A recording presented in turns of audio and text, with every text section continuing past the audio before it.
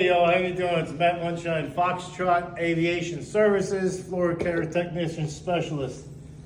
I would say add on extraordinaire, but I don't want to be a wise butt. But I'm here at one of the buildings that we have a contract with in Laverne, Tennessee. On today's floor, we're going to be stripping and waxing a VCT tile floor.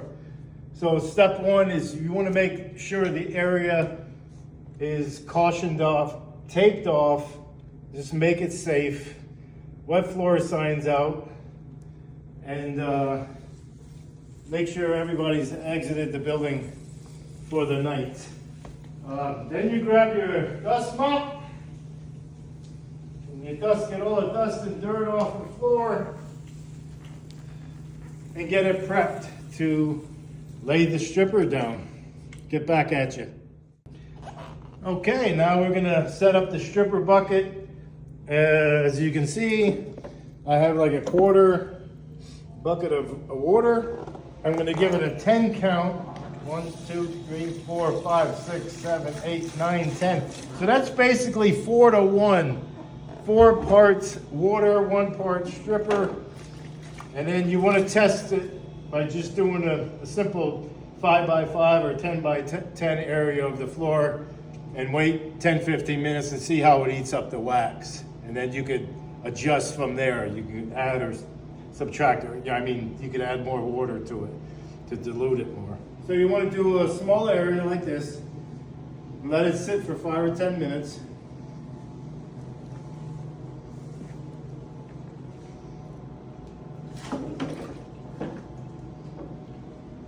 And then using your mop handle, you can scrub it a little bit and see if the stripper takes away enough wax so you can continue with that dilution. So I'm going to run the buffer for a couple minutes and just see the dirt just eat away.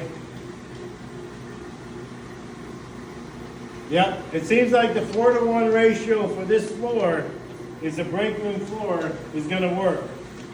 So I won't have to add or subtract the water and stripper ratio. Seems to be picking up really well.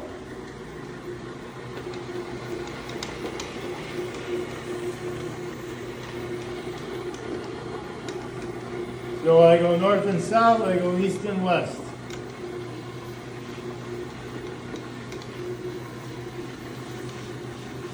Or vertical or horizon. That's great.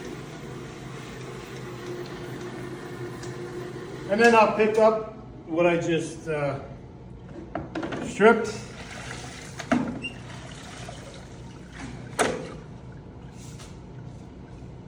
Now I'm going to be using the shop vac once we get to the bigger areas.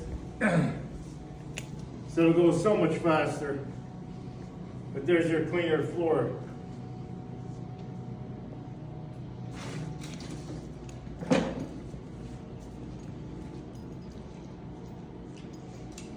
And if needed, you hit it again. Because sometimes the lighting from the ceiling doesn't give your best look for the cleanliness of the floor. See, like I said, it seems like a good ratio with the stripper and water. So now I'm going to extend my area of stripping larger, like a 10 by 10. And a lot of guys like to do basically a lot more, but I found over the years with the experience that I have that sometimes certain areas of floor will dry faster if you don't shop vac it up, and if you're by yourself, which I prefer to work. It just seems to be a better result.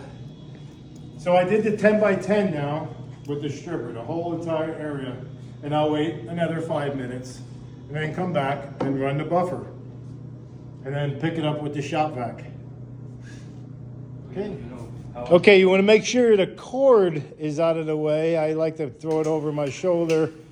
And then this is an amateur trying his first time running the buffer. So when you put pressure on the left hand and you press down, you're going to go to the left. And you pick up on the buffer handle, you're going to be going to the right. And it's all a matter of balance.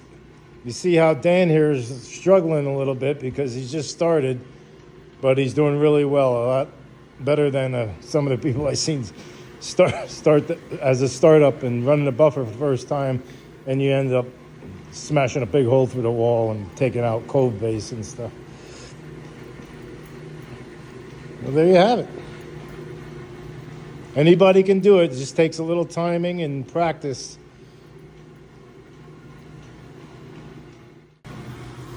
Make sure that Mr. No, hey, Mr. Matt. I'm over 1,000 floors.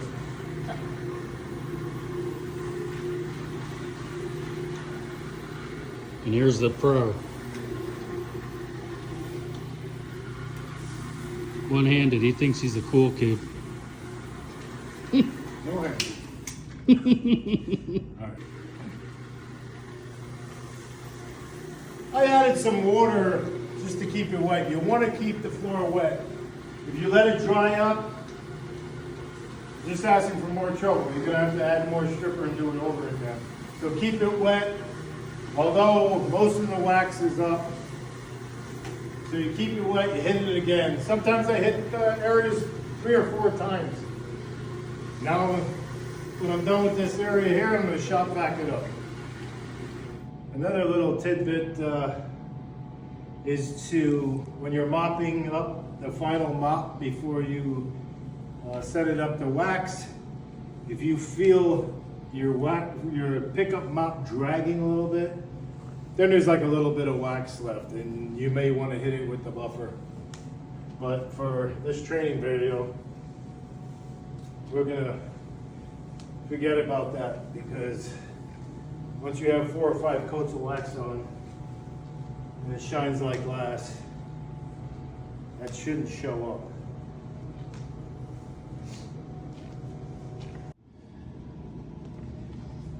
Okay, sometimes as you're stripping and waxing, and it's like a pre-game thing too, you want to make sure all your corners are clean. A lot of inspectors and presidents and CEOs, when they come in and inspect the kind of job you did, they're going to look in the corners.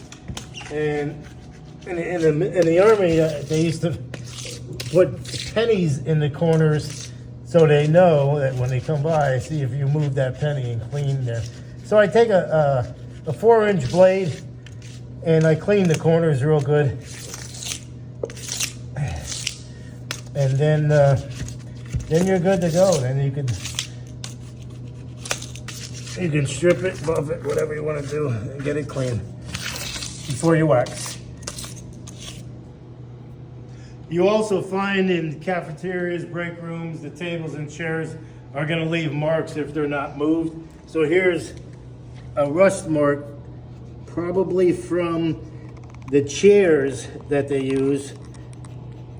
And if they're not moved, they will rust up. So you take your blade and just scrape it off.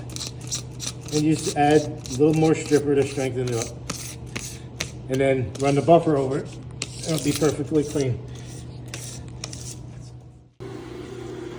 And also, folks, you always want to keep your cord away from your body, away from the buffer. Because if you get it caught underneath there, it's lights out. I mean, the cord can wrap around the buffer, and if you're standing here in this position, the cord will also take your feet.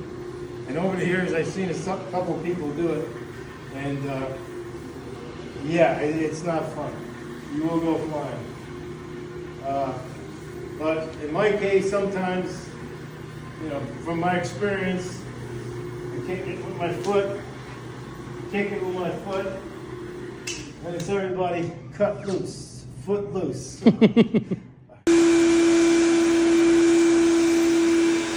Now I got Dan shop vacuuming up the larger area of the stripper. I just got done stripping this section.